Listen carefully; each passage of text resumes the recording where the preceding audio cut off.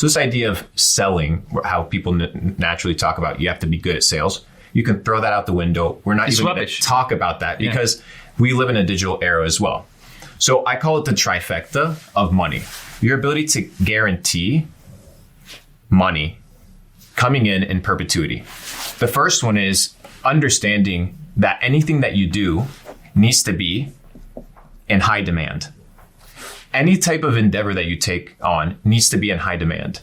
If you want to, for example, have a gardening business, it would be very foolish for you to have it in Manhattan because the demand for it is not going to be the same as if you have outdoor, let's say Tennessee or here in the outskirts of London where there's a lot of demand. Mm-hmm. So whatever you touch needs to be in high demand. I see people being like, hey, I want to start an application. I want to start the next Uber. I want to have these illusions of wealth, but they're actually traps because they're not in high demand or they are not in the second place, which is super important. You have high demand.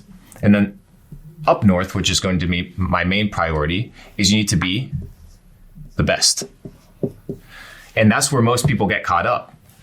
Your ability to do something with the best of your abilities will determine whether you're going to be hired or not. Why?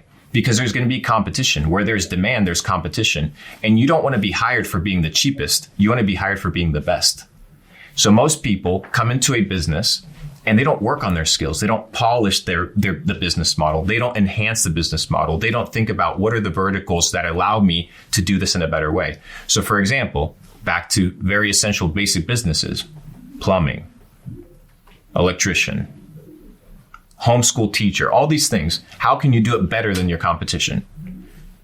High demand, your skill set, and then finally, it needs to be, we'll call it irreplaceable. Irreplaceable. You need to be irreplaceable. We are entering an era right now where AI and social media and automation is going to start quickly taking jobs. So why would I go into copywriting when any business in the next 12 months could replace me?